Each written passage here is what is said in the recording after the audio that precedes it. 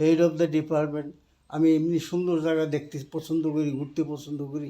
ক্যাল state university গেছিলাম, একটা ফোয়ারা, ফোয়ারা বললে ভুল হবে, এরকম একটা হাউস, এর মধ্যে এরকম নিচে উপর থেকে স্লোপিং হয়ে নিচের দিকে গেছে এবং সব পাথর দিয়ে এটা। তো উপর থেকে পানিটা সারে, পানিটা আস্তে আস্তে নিচে যখন পড়ে, নিচে পড়লে আবার বাম দিয়ে অন্য দিক দিয়ে নিয়ে আবার ঘুরে উপরে আবার ছেড়ে দেয়। এই যে পড়ার যে পানির যে পাথরে ঘষলে যে পানিটা যে পড়ে, এটার একটা আওয়াজ, রিদম, একটা সুন্দর একটা আওয়াজ হইতো। ওইটা বসে দেখতে শুনতেছিলাম। তখন ক্যাল স্টেট ইউনিভার্সিটির লস অ্যাঞ্জেলস ব্রাঞ্চের California state university head of the department, নাম বলে গেছি গে। আচ্ছা, তো ও ওটা শব্দটা ভালো আমারে লাগছিল। বলছে আচ্ছা, নমস্কার। আমি তখন তারে বললাম যে তুই আমার নমস্কার করলি কেন? তো তখনই বলল যে যে আমি ভেলোরের ইয়েতে ছিলাম, এই স্বামী বিবেকানন্দের আশ্রমে। আশ্রম যে, হ্যাঁ। তো আমি তাদের কাছে, আমি বললাম, তুই কে, তোর বাড়ি কো? বললো ওইখানে একটা শহর আমি চিনি, গার্ল্যান্ডের পাশে আমি থাকতাম। তো তোর বাপ মা কি, কোন দেশের? তো আমার মা ছিল গ্রিস, না বাপ ছিল আরেকজন ছিল ইটালিয়ান, কিন্তু আমরা 3 পুরুষ এখানে। তো ছোটোবেলা তুই চার্চে যাস নাই? বলো হ্যাঁ, আমার মার লোকে গেছি। তো তুই ধর্মান্তর হইলি কেমনি? তুই কইতেছিস তুই হেড অফ দ্য ডিপার্টমেন্ট এখানে, তো আপনি কি কইরা ধর্মান্তর গ্রহণ করলেন? কয় যে আমি আসছিলাম প্রাইমারি স্কুলে, আমি এখন ইউনিভার্সিটিতে ঢুকছি। যে what is life? It is a recycling. আপনি মরবেন, ঘুরবেন, আবার আসবেন। ব্যস্ত কইতেছে কোনানে, যে আমরা তো এন্ড্রোমিডিয়াতে গেছি, ওখানে তো নাই কিছু। ব্যস্তটা কু, দুযোগটা কু, এইখানে ব্যস্ত দুযোগ। It is a cycling. পুনর্জন্ম যে বলে, জি, আবার ইট ইজ এ সাইক্লিং। এখানেই আসতেছেন, ঘুরতেছেন, এইখানেই মিশে যাচ্ছেন। আবার এই যে বলে যে মৃত্যুর পরে মানুষ আবার বিভিন্ন প্রাণীদের জন্ম নেয়, প্রাণীর ওইটা হলো আপনার কর্মফলে। কর্মফলে। যখন আপনি এখানে আকাম করবেন, তখন হিয়াল কুত্তা বিড়াল হয়ে যখন জন্ম নেবেন, তখন ওইটা জীবনটা কি কঠিন হয়ে গেল গা। এখানে তো আর সমস্ত ঘুরে পার করে মানব দেহ পাইলেন। 84 ফের মানুষের বলে, 84টা ফের। আচ্ছা, এই মানব জীবন পাইলেন এই সমস্তগুলি পার করে রেখে। কারণ আপনার জন্মটা হইল পানির পোকার থেকে। পোকামাকড় হইতে হইতে হইতে হইতে এখন আপনার শ্রেষ্ঠতম বানাইছে। আপনি এইটার মধ্যে আছেন, আপনার কর্মদোষে আবার নিচে যাবে।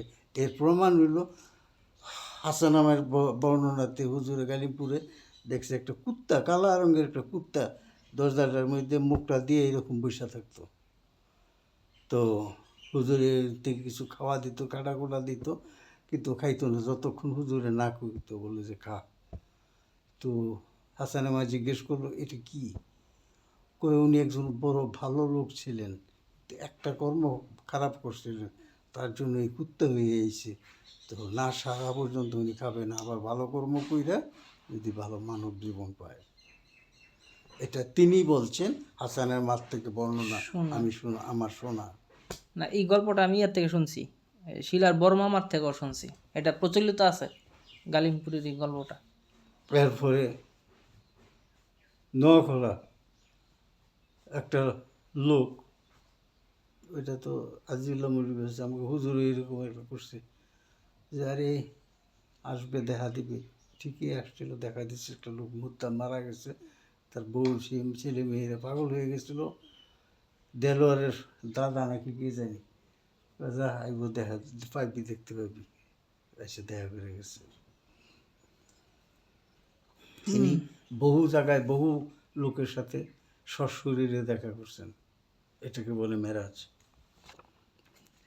আচ্ছা, কখনো কি ও আচ্ছা, আপনার শুনছি যে ভোজনেরও অনেক গল্প আছে, বিভিন্ন জাতের খাবার আপনার খাওয়ার অভিজ্ঞতা আছে। এ আচ্ছা, সব খাইছি আচ্ছা, আল্লাহর দুনিয়াতে।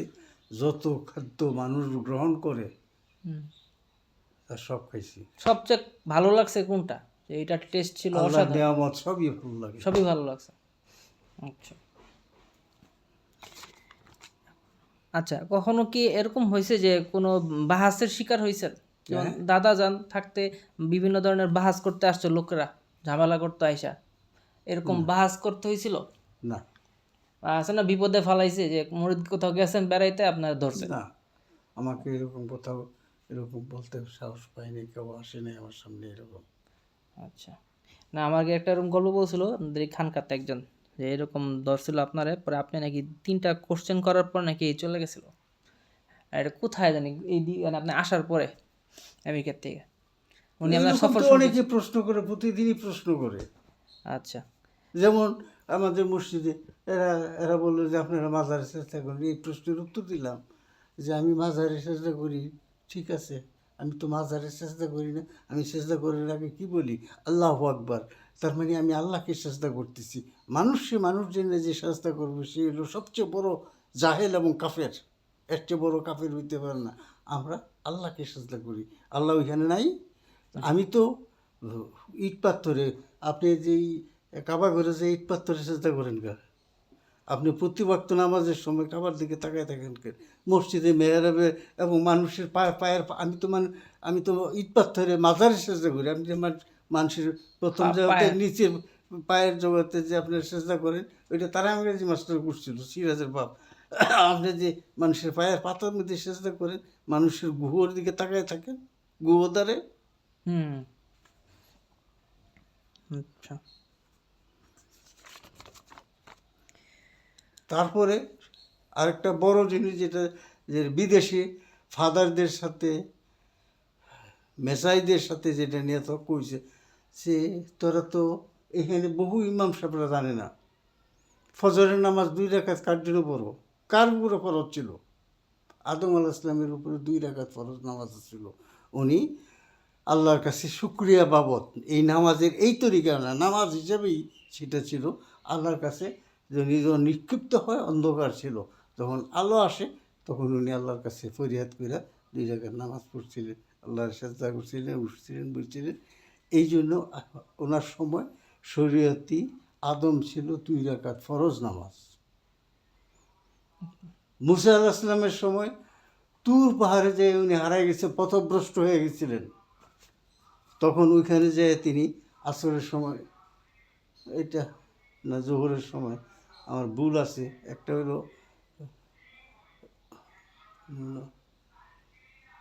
সূরা ইউনূস, ইউনূস নবী, এটা জোহর বা আসর হইতে পারে। ইউনূস নবীর সময় উনি ফের মাছে গিলা লাইলেও জি। ফালাই দিয়ে যাইতেছিল আম জনতারে, মাছে গিলে দিল।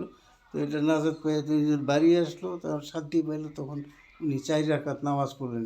এটা যখন নাচও জানি না, মুসা এলো, মুসার আর ওনার মধ্যে কন্ট্রিবিউশন আছে, আমি ভুলে গেছি। আচ্ছা এটা আমি দেখবো ইতিহাসটা আবার। তো মুসায় একটা জায়গাতে যে বিদেশ হয়ে বেচैन হয়ে গেল, কোন দিকে যাবে, তখন 4 রাকাত ফরজ নামাজ, মুসার সময় 4 রাকাত ফরজ নামাজ ছিল। তাহলে ইহুদিরা 4 রাকাতে নামাজ পড়ে।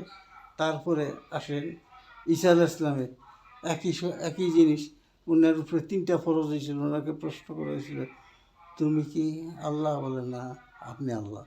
তোমার মা কি আল্লাহ? বলে না, তুমি কি? বলে আমি আপনার গোলাম। এই ট্রিনিটি সাহেবরা, এই ট্রিনিটি তিনটা বিধানের উপরে তাদের ধর্মটা ভিত্তি করে। আমরা মাগরিবের নামাজের সময় 3 ওয়াক্ত নামাজ পড়ি। এইটা হচ্ছে সেই 3 রাকাতের ট্রিনিটি দিয়া 3 রাকাত সিম্বলিক। মাগরিবের নাম ফরজ নামাজ এই জন্য। তাহলে আমরা মুসাটাও ফলো করলাম, আদম আলাইহিস সালাম, ইউনূস, ইউনূস নবী, মুসা আলাইহিস সালাম, ঈসা আলাইহিস সালাম। এরপরে এরশাদটা হইল বয়স হয়ে গেছে, সবগুলো মস্ত ছিল। কি রাসূল সাল্লাল্লাহু আলাইহি ওয়াসাল্লামের? না না না, আচ্ছা ওনার উপর কোনো ফরজ নামাজ ছিল না, বেতের নামাজ ওনার উপরে। আরে নবী তো দাঁড়া দাঁড়া দাঁড়া, আমি নামগুলি বলি। 27 জন নবী ছাড়ো। এটা কার নাম? আমার বই দেখতে হবে, বই না দেখলে বলতে পারলাম না। এই ওনার জন্য 4 রাকাত ফরজ নামাজ ছিল। রসুল করিম সাল্লাল্লাহু আলাইহি ওয়াসাল্লাম যখন মেরাজে যায় তখন উনি নিজের থেকে স্বেচ্ছায় 2 রাকাত নফল নামাজ পড়ছিল। তারপর আল্লাহর হুকুমে আর 1 রাকাত নামাজ পড়তে হইল, এই বেতেরের নামাজ 3 রাকাত। এইটা ছিল রাসূল আল্লাহ নবীর উপরে। তো তার মানে আমরা আদম আলাইহিস সালামের শরীয়ত ফলো করি, মুসা আলাইহিস সালামের শরীয়ত পালন করি, ঈসা নবীর শরীয়ত পালন করি। আমরা নাকি এই 4 রাকাত 4 রাকাত ইসমাইল আলাইহিস সালামের ইসমাইল একজন এখানে ইসমাইল ইব্রাহিমের আছে একটা 4 রাকাত, এটা কোনখানে জানি ভুলে গেছি আমি। তো এই সমস্ত নবীদের আর তো ওদের বলি তুই তো শুধু ঈশার কথা বল, আমি তো আদম থেকে আরম্ভ করে সবগুলি পড়ি, যে তোদেরটা বড় হইলো না আমারটা বড় হইলো। তুই একটাই ফলো করস, আমি তো সবাই 5 এটা ফলো করি। পরে চুপ নাকি? তো কি কইব, উত্তর আছে কোনো? ফাদারদের সাথে মেসাইদের সাথে আমি তো সব কটা শরীয়ত ফলো করি। আচ্ছা, তখনকার দিনে ওই শরীয়ত ছিল, শরীয়ত ঈসা, শরীয়ত মুসা, শরীয়ত ঈসা, শরীয়ত ইব্রাহিম, আমি সব কটা ফলো করি। তুই তো একটা করস, আচ্ছা তো তুই শ্রেষ্ঠ হইলি কেমনি? তা আমার নবী শ্রেষ্ঠ, কে শ্রেষ্ঠ তুই কো? আচ্ছা, নবী আপনি পাইছেন ইয়াতে 27 জন না? হ্যাঁ 27 জন। আমি নেটে পাইছিলাম 25 জনের নাম। 27 জন। তাহলে আরো 2 জন মনে হয় আছে। তাহলে আমি যতটুকু জানি 27। টোটাল তো মনে হয় 1,47,000 something। এটা তাহলে হিসাব নাই আর কি। হিসাব নেই, হিসাব আমার কাছে আছে। আচ্ছা, হিসাব কে? হিসাব রাম কি বলে, কৃষ্ণ, কৃষ্ণ, শিব। শিব, মাও সেতুং, আচ্ছা, চিয়াং সাই। মানে যে অবতার বলা হয় যে হিন্দু ধর্মের, এরকম মানে প্রত্যেক যুগে একজন করে আসবে তাহলে সমাজ সংস্কারক। কোরআনের একটা আয়াতে আছে, আমি এমন কোনো ধর্ম নাই, জাতি নাই, গোত্র নাই যাদের কাছে আমি আগে নবী রসুল পয়গম্বর না পাঠাইয়া সেই জাতি, সেই গোত্র, সেই সম্প্রদায়কে শাস্তি বিধান রাসূল সাল্লাল্লাহু আলাইহি দিয়েছি। ওয়াসাল্লামের পরে তো আসার কথা না। না, এটাই তো ওনার না, ওই ওনার সময়ই উনি কোরআনের আয়াতটা তো ওনারই আয়াত। উনি বলছেন আয়াতে যে আমি কোনো সম্প্রদায়, জাতি, গোত্র নাই, যেই জাতি, যেই গোত্র, যেই সম্প্রদায়কে আগে নবী রসুল পয়গম্বর পাঠাইনি। না পাঠাইয়া তাদেরকে, সেই জাতি, সেই গোত্র সম্প্রদায়কে শান্তি বিধান। তাইলে ভারত উপমহাদেশে কোন নবী ছিল? নূহ নবীর নাতিরা আসছিল। কে কইছে তোমারে? আমি দেখছিলাম হুজুর ওয়াজে বললো যে না, তার আগে প্রত্যেক জায়গায় নবীর আদম আলাইহিস সালাম হইল 4000 বছর, 4 কোটি বছর। এর আগে এটির তো হিসাব এরা বলবো কেমনে? মহেঞ্জোদারো, হরপ্পা, গীতা, রামায়ণ, ত্রিপুর, কোনো ধর্মগ্রন্থে খারাপ কথা বলছে কিনা? না, তাহলে কি হইল?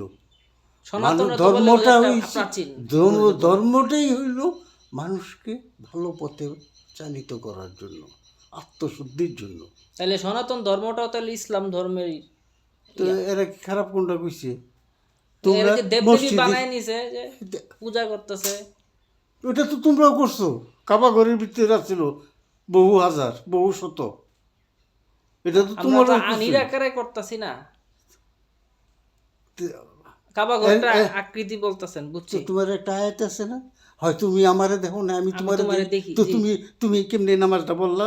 তোমার নামাজ রইল নি, তুমি দেখবা কেমনে? আমি দেখবো কেমনে? এটাই তো কথা। আমি হলো ইয়ার রূপ, রাসূলের রূপ দেখবো। রাসূলের রূপ আছে, ওনার যে আদর্শ। নো, এটাই মুর্শিদ কেবলার মাধ্যমে আমার গোসলের সময় হয়ে গেছে। আচ্ছা, তুমি গোসল করবা, তোমার ওইখানে যে করবা না এনে করবা। ওখানে এই নূর যেমন মনসুর হেল্লাল, আমরা বলি মনসুর হেল্লাল, কিন্তু ওনার নাম হইল মনসুর হুজ্জাত। তো মনসুর হুজ্জাত বলছিল আইনুল হক যে আমি খোদা মেরা ফেলাইছে, কাপড়ে রক্তবিন্দুর থেকে, এক রক্ত থেকে আরও রক্ত, সমস্ত কিছু সব খালি প্রলয় হয়ে আরম্ভ হয়ে গেল আইনুল হক কইতে কইতে। হিব্রু ভাষা আইনুল হক শব্দের মানে হইল আমি খোদা। তো এবারে কি জালেম ছিল? কাফের ছিল, বেদিন ছিল, কি ছিল? আল্লাহর ওলি। আল্লাহর অলি। তো আল্লাহর অলি যদি এই কথা কয়ে থাকে কীভাবে কইছে? আপনি এটা জান যে এটি বড় পিসাব গেছে, কাজী মাইনুদ্দিন চিশতি গেছে, নিজামুদ্দিন আউলিয়া গেছে, সিলেটের শাহজালাল, রাজশাহী মকদম শাহ, চিটাগাঙের বারো আউলিয়ারা, আমার হুজুর পাক আফাজউদ্দিন কুতুব বন্ধু শাহ। এইটি আলো তোমরা চেষ্টা করো, তোমার ভিতরে একটা বাতি আছে, এইটা জাগ্রত করতে, এটা ফুটাতে। কীভাবে? তারে ডাইকা। কীভাবে? নিরাকারে না, আকারে। মোর্শেদ কেবলার আকার এর ভিতরে নিতে হবে, নিয়ে এটা কি তুমি সেই, এটাই আজিজুল আমলি বলছিল, হে বাইরার করো বাইরা, কুত্তা যাতে করে দিচ্ছি, এটা তুই দিস, এটা আজ্জার কামাই। পীরের করতেছে বাইরার করো বাইরা, তুই দিস, তুই আজ্জা, এটা আজ্জার কামাই।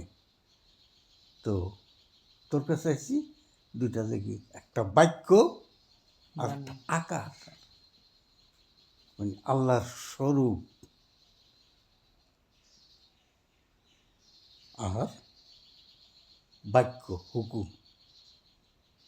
তুই আল্লাহর বিধান লাইরে দিয়েছ, তাদের দিন একটা দিনে যা, তুই হজে যা, বিদায় করে দিল, শেষ। ওই আকার হুকুমটা পালন করতে যে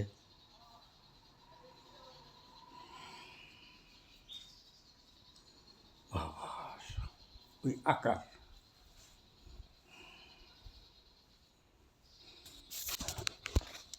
রূপ, আল্লাহ রূপ দেখি না, এটাই আল্লাহ নূর। আল্লাহ নূর কায়াটা নয়, ভিতরের যেটা সেটা।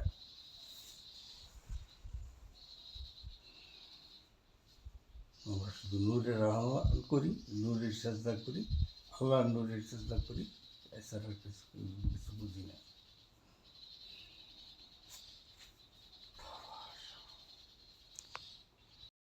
আনিস চাচা সম্পর্কে ওনার সম্পর্কে অনেক কিছু জানি। সংক্ষিপ্ত, মানে যেটা লেখা যাবে। এক কথায় লিখতে বলতে বিটিপির চিফ ইঞ্জিনিয়ার ছিলেন। উনি গাছ ভালোবাসে। উনি প্রথম শাহী সিরাজ আসনের আগে, বহু আগে, স্বাধীনের পরে পরে মেরুলের বাসায় ছাদে উনি গাছ লাগাইছিলেন। এত বড় বড় সবজি, কইটা ঝিঙে তরকারি পাচ্ছেন। লস্তিমেরকা দরবারেও গাছ ওনারই ইচ্ছাতে, ওনারই উৎসাহে এখন সব রকমের গাছগাছালি হয়েছে, শুধু ওনারই ইচ্ছাতে। উনি আপনার থেকে কয় বছরের বড়? 1.5 বছরের ছোট। 1.5 বছর। উনি শিক্ষা দীক্ষা মনে হয় ঢাকায় করছেন। ঢাকার থেকে, তারপর করাচির থেকে জার্মানিতে, জার্মানিতে, জাপানে, বিভিন্ন জায়গায় উনি ট্রেনিং নিয়েছে। সবচেয়ে বড় জিনিস, বিটিপি যখন হয়েছে, ওনার নিজের একক প্রচেষ্টায়, যেগুলি ব্ল্যাক অ্যান্ড হোয়াইট সিস্টেম ছিল, সেটারে উনি কালার টিভি করছে।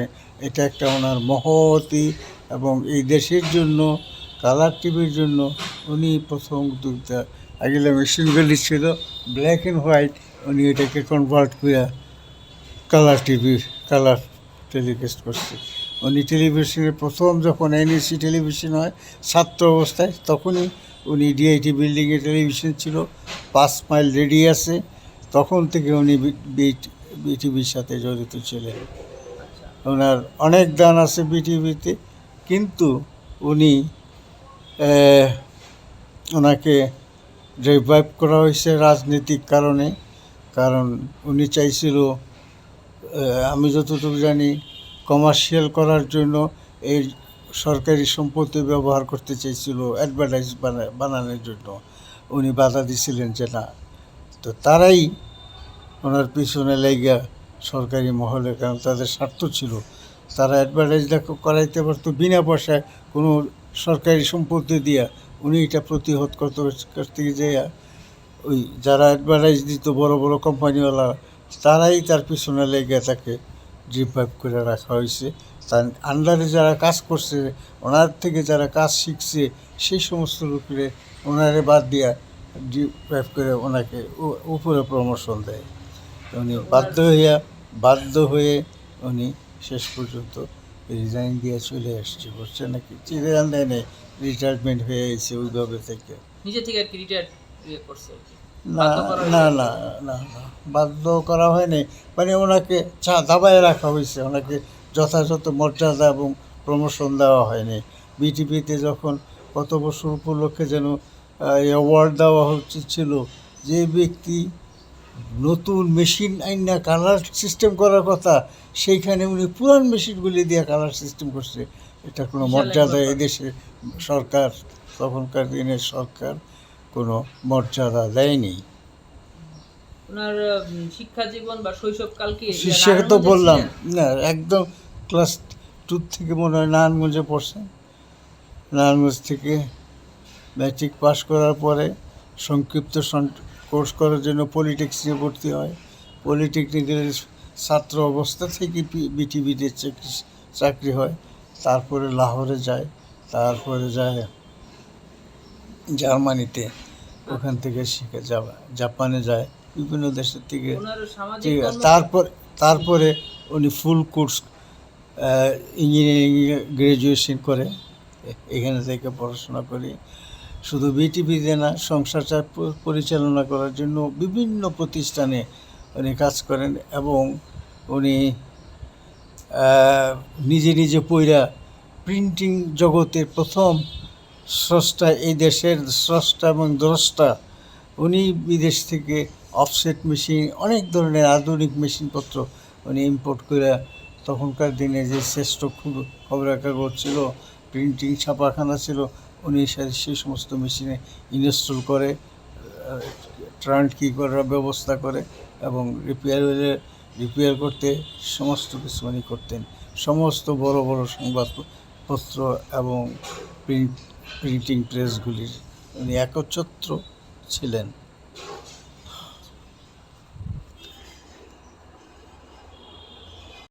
এই দেবিদ্বার এখানে নাকি কোথাও আমি জানি না, ওই যে বড় চাচু যে একটা গণকবর ওয়াকফ করছেন রাজতপুরা, রাজতপুরে। রাজতপুর ব্রিজে রয়েছে, উনি করেন না, আমি ওনার দিয়ে উৎসাহিত করাই যে আপনি কিছু সদকারের প্রতিষ্ঠান করেন, আল্লাহ আপনার অর্থ দিচ্ছে। রাজতপুরা একটু জায়গা ছিল, রূপা জায়গা, আমি আরেকটি দিয়ে এটা দিয়ে করাই দিয়েছি, বলছি এদের মাটি ভরাট করে একটা কবরস্থান, গণকবর দেশের সমস্ত লোক যাদের কবর দেওয়ার জায়গা নেই, তারা সেখানে যেন কবর দিতে পারে, সেই জন্য এই কবরস্থানটা ওনারা দিয়ে আমি করাইছি। এটা হলো ওনার সদগেজের প্রতিষ্ঠানের কাজ।